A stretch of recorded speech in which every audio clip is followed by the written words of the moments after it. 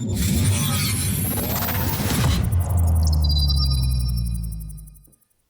how you doing? David Taub here, co-creator of NextLevelGuitar.com. Hope all's going well, and I hope your guitar and musical journeys are going famously.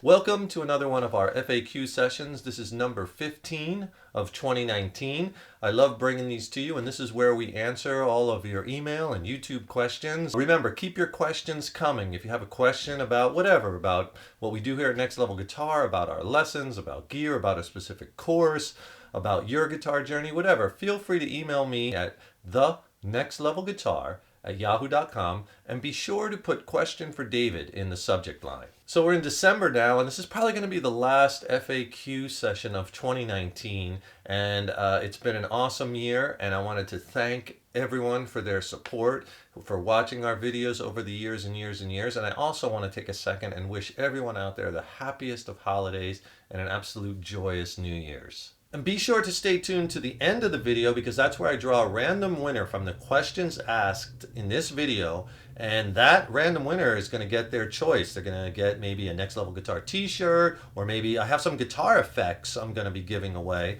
that some pedal manufacturers have sent me. You could take your choice, or maybe you'd like a Next Level Guitar membership. So if you're the winner, I will send you an email. Stay tuned. We'll do that at the end. And if you get a chance, please subscribe to the channel. Subscribing to the channel really helps us to keep bringing the content, as well as it will then, you'll be notified when we have some new lessons posted.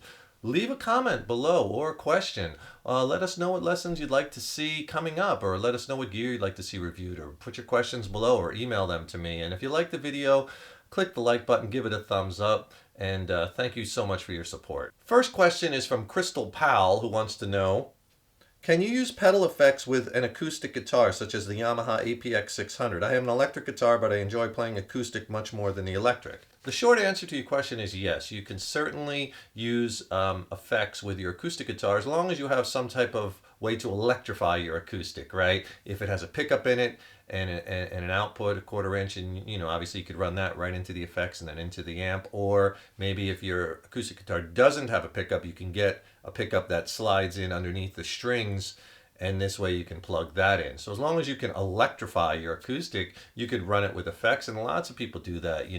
When I play acoustic shows, I add a little reverb, sometimes a little delay, really bring out the sound of that acoustic. You don't want to go too crazy with effects, because part of the acoustic is, you want that natural, organic sound of your acoustic to carry through, and you don't want it too colored by effects. But there's really no rules, so go for it, whatever you want.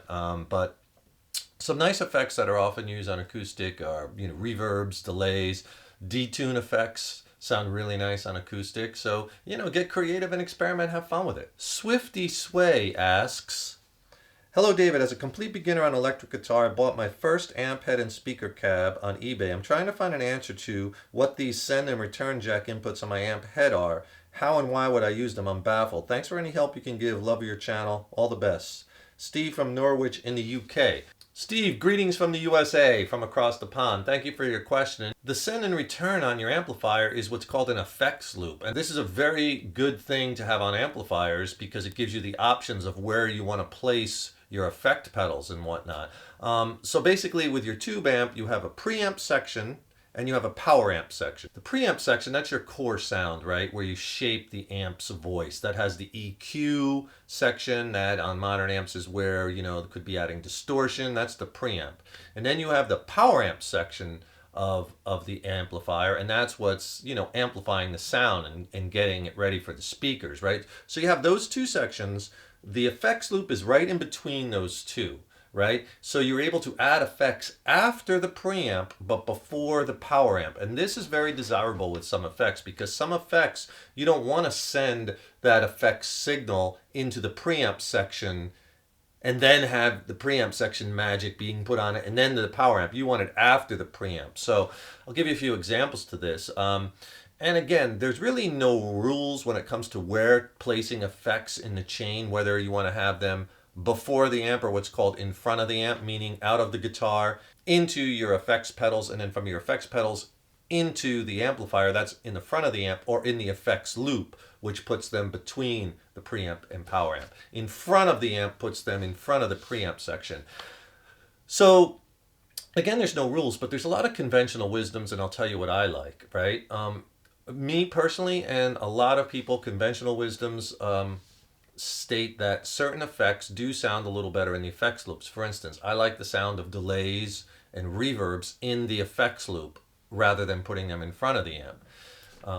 I also personally like modulation effects, tremolos and choruses in the effects loop. Some people like them in front of the amp, but again, you can experiment, find what you like the sound of better. Whereas I like overdrives and distortions in front of the amp. So what you would do if you have delays or reverbs, the send jack, you would run a 1/4 inch cable to the input of the first pedal.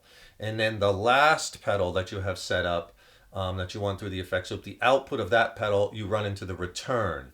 And that will loop your pedals into the effects loop, which puts them between the preamp and the power amp. So experiment with that, Steve, and find out what you like best, what sounds best to your ears, and have fun with it. And again, that's a great thing that your amp has that effects loop. I got a question from Duque from Seoul, Korea, who asks, any chance or possibility in switching to become a full-time member for your entire video lessons? I have paid to access some of the videos or digital courses, but do I have to pay double? And then number 2, here in Korea, there is a social guitarist gathering club having more than 3,700 members. Can you say hello to my friends if you don't mind?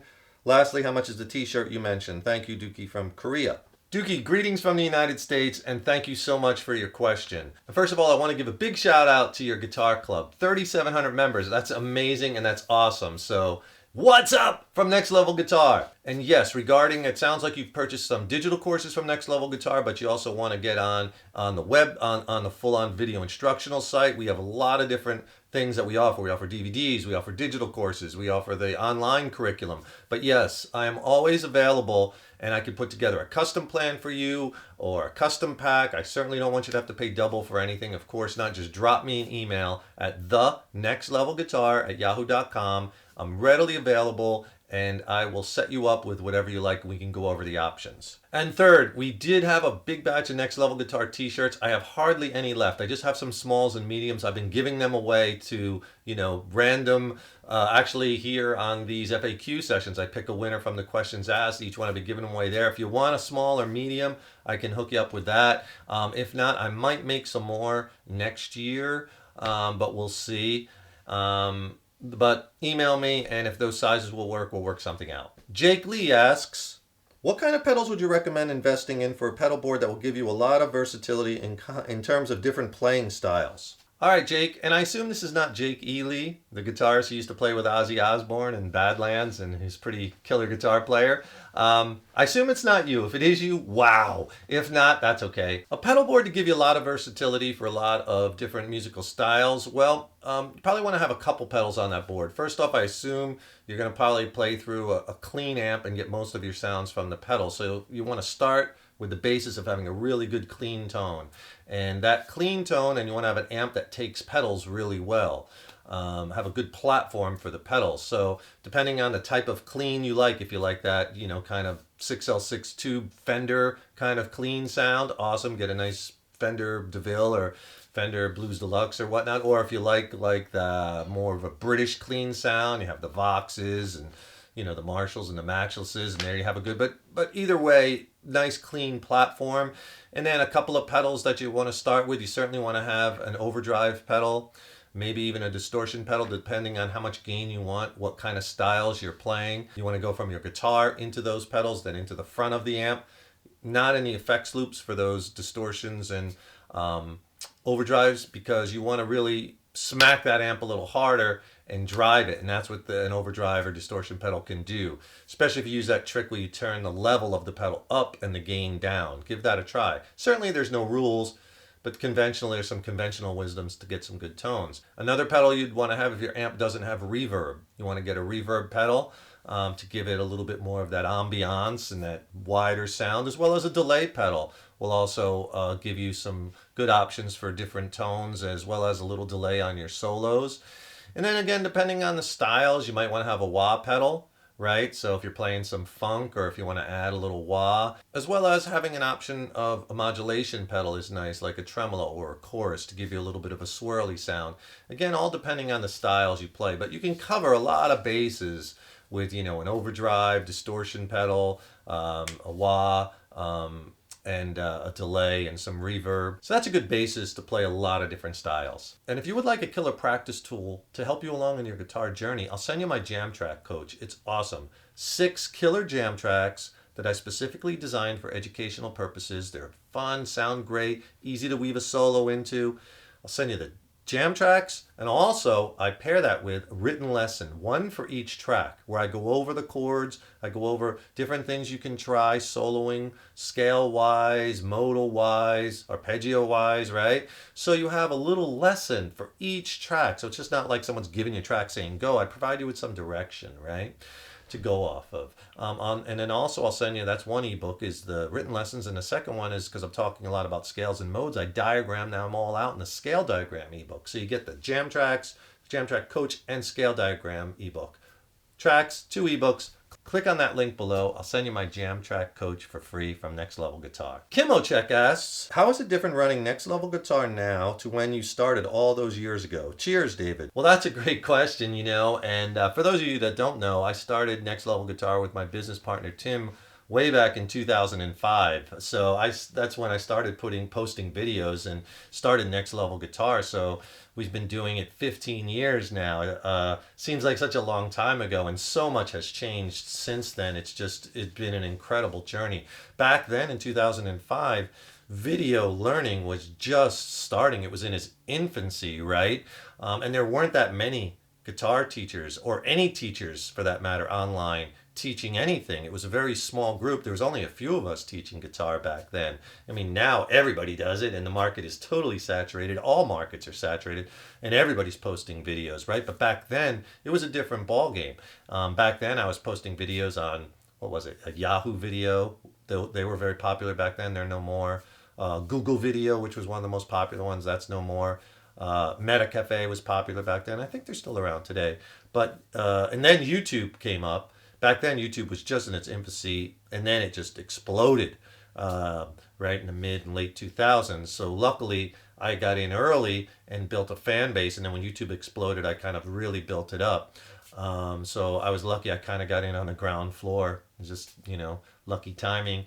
And now YouTube is, not only the biggest video platform, but I think it's like the second most visited website of all websites. It's like, Google, Facebook, YouTube, right, out of all websites. So it's incredible.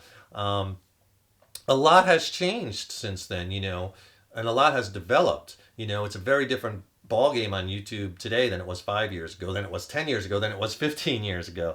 And a lot has changed technology-wise. When I first started posting videos, there was no such thing as high-definition video. Back then, it was all standard definition, the square box. And if you see my old videos, you'll see them. The production is not as good. The videos don't look as good. And then, I don't know exactly when, 2008, 9, something like that, 10, HD video started taking over, and then everybody went to HD.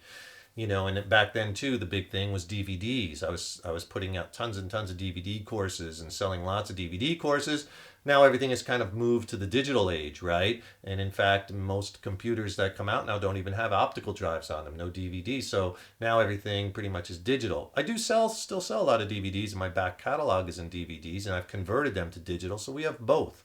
A lot of people still like having that physical product, right? So a lot of that has changed as far as the technology, and obviously a lot of the recording software and home-based recording has changed. And as the software is getting better and better, the videos just keep getting better and better, and better looking video and better lighting, and obviously higher definition cameras. But everything constantly is in a state of flux. The social media and the way that you're getting traffic to and from your videos. And it's such a different thing than it was so long ago, because now, I mean, there's thousands and thousands and thousands of videos being loaded up every minute on YouTube, right? So the pipeline is just this massive, huge amount of videos that people have to go through to try to find yours. So a lot has to go into, the marketing and how to get your videos to where they're coming up organically in searches. And I know this stuff is dry and boring, As far as, oh, I just want to learn about guitar, but this is important as far as a business. So a lot of thought has to go into that aspect of it, and traffic and algorithms and organic and SEO and all that stuff. That isn't, the most exciting stuff when it comes to guitar, but it's things for business that are very necessary. But even though a lot has changed over the last 15 years, I'm still so excited to bring the best possible lessons to students all around the world. I still, I get up every morning with a passion to do this and to keep doing this. So, I continually strive to put out the best possible content, the best possible lessons, the best possible courses, the best possible videos, and be the best possible teacher. And the thirst that students still have to learn, and the amount of people that want to learn guitar is still out there and is still as strong as ever. And I'm just so happy and blessed to be a part of it. And I'm very blessed that I got in on it so early, because if you're just starting now, it's really, really, really hard, because you got to fight through this tremendous saturated market in order to get seen. Certainly not impossible, but very, very challenging. So a lot has changed, but I'm going to keep bringing the best possible lessons, so stay tuned. I got a question here from Michael about guitar hum and noise gates and gear. Greetings. I just ordered the Gear Guide course. Looking forward to watching the videos. Hope you might be able to help. I have only one amp, a Fender Mustang. I have an Epiphone standard Les Paul humbucking pickups, but I'm getting a bit of hum and I haven't been able to figure out how to get rid of it. The guy at the shop suggested using a metal gate. Kind of works, but not really, because I find it cuts off some of the notes when I'm playing lead. Here is my setup. I assume you come across this thing before. Really love what you guys do at Next Level Guitar. Cheers, Mike. Mike, thank you so much for your kind words. So appreciate it. And this is, again, another common question that I get about hum and noise in the guitar chain. The first thing you have to do is try to isolate where that hum is coming from, where that noise is coming from, and then you try to attack that. It could be sometimes the room you're in, the fluorescent lights, or a lot of times if you have dimmers on your lights, you could be getting hum. I have that problem in my studio. Here in my home studio, my lights are on dimmers. I get a hum from that, so I have to be careful, right? So you could try plugging your amp guitar in different rooms in your house, or where you don't have dimmers. Give that a try too. So you have to kind of experiment a little bit to find out where this hum is coming from. The first thing I like to try when dealing with a hum situation is strip it down and make it as easy as possible to find. So what I suggest is make sure you're using a quality instrument cable that you know works fine and it's no problems. And take it from your guitar and plug it straight into the amp on your clean channel. See if the hum is there. Okay? If it's not there, then you can go from there. If it is there, then you probably know, okay, it's got to be something with the amp, something with the guitar, something with the cable. You could try another cable, see if it's that. Then what you could do is start messing with the guitar, switch pickups. Does it get louder on certain pickups, softer on certain? That it might be the pickups. There's with Fender Stratocasters or other single coil type guitars, depending on what kind of pickups, there's could be what's called a 60 cycle hum. It's that hum that you get from those single coils, and that's inherent to those particular pickups, and a lot of players, deal with that because, if you try to change pickups and put in a different type of pickup, it's going to change the sound a little bit. Those pickups have that hum, but that's what also gives them that bite. And when you go to like the noiseless version of that pickup, the noise isn't there, but it's just not, I found it's just not the same tone. It just isn't the same, from those pickups. So again, a lot of it has to do with, what sounds you want to get.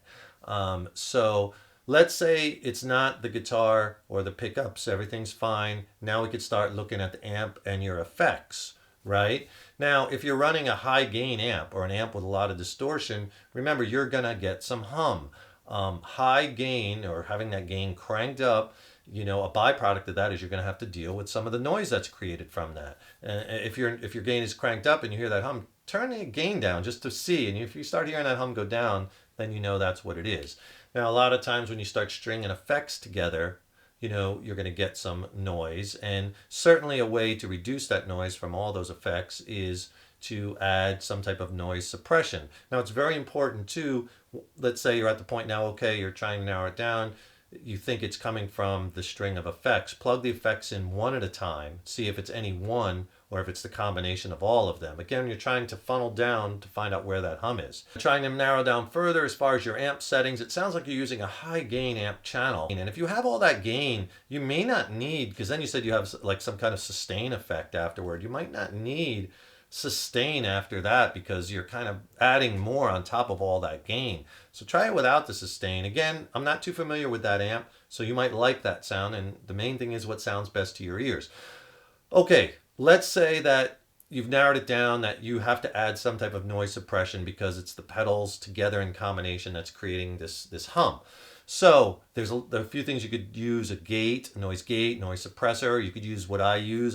It's not really a gate or suppressor. It's a decimator pedal. GSP Technologies. It kind of uses vectors, and it compares the signal at the beginning of your chain, at the end of your chain. It's this technological thing that not sure exactly how it works, but it works really well, and it's very transparent. Now, you said your gate is cutting off some notes. Then you want to turn it back down, because you have to find that sweet spot. You have to find the spot where the gate or the suppressor is cutting off most of the hum, but not choking out your notes. So there's a sweet spot for that. You have to fool around with it to find it. The other thing is if you're running reverbs and delays, things like that, you want to put that after, toward the end of the chain, because if you have that going, the delays and stuff, and then the gate or the suppressor is going to close off while your notes are being repeated, and it's going to cut them off. So remember, have your delays and reverbs at the end of the chain. The gate should be further back in the chain, but before your delays and reverbs. So that's important too, as far as where you're placing that gate. The other thing is all these gates and suppressors are a little bit different. I found some of them are very transparent, some of them not so much. The best one I found in my experience is the one that I use, is that G string, the ISP. And that's awesome because you actually hook it up in front of the guitar, so it has 2 inputs and 2 outputs, and then you hook it up in the effects loop. So it's looking at the signal at both points and analyzing it and using vectors to pull out that hiss, as opposed to just having it in one spot. But those other suppressors do work, for sure. It's a matter of, again, how transparent is it? How well does it work? That Boss noise suppressor, I think it's the white one or the gray one. That one gets a lot of kudos, and a lot of people like that one. But again, you have to be careful, because just don't assume, that hum is going to be canceled by the gate per se. You have to find out where that hum is coming from and isolate it and attack it, and then come up with a remedy for where the hum is coming from. Time to choose a winner for this episode. That's going to get either a Next Level Guitar t-shirt or an effect pedal or a Next Level Guitar membership, your choice. And the winner is Michael C. Michael asked a question about hum and in his guitar chain. So Michael, watch your email inbox. I'm going to send you an email and you're going to pick what prize you want. If you didn't win, tune into the next FAQ where you'll have another shot, and we will see you there. That brings this FAQ session to a close. Thank you so much for watching. Thank you so much for your support. Remember, please subscribe to the channel. Really helps us to keep bringing the content. You'll be alerted to when we have new videos out. Don't forget, click on that link below. I'll send you my free jam track coach. I'll send you the free MP3 jam tracks as well as the 2 ebooks. It's a killer practice tool. Also, be sure to check out my brand new CD I dropped with my original band Mind Cell. I'll put links to all that below because it's streaming on all digital platforms. You could buy the CD. It's a slamming record. I'd really love to hear, what you think of it. And if you have any questions on the guitars or the studio production or the amps or whatever about it, the songwriting, let me know. Email me your questions. Just put question for David in the subject line. Send them to me at thenextlevelguitar@yahoo.com. Thanks again for watching. Keep putting those guitars in your hands every day. And remember, your guitar journey is an evolution. Take care and rock on.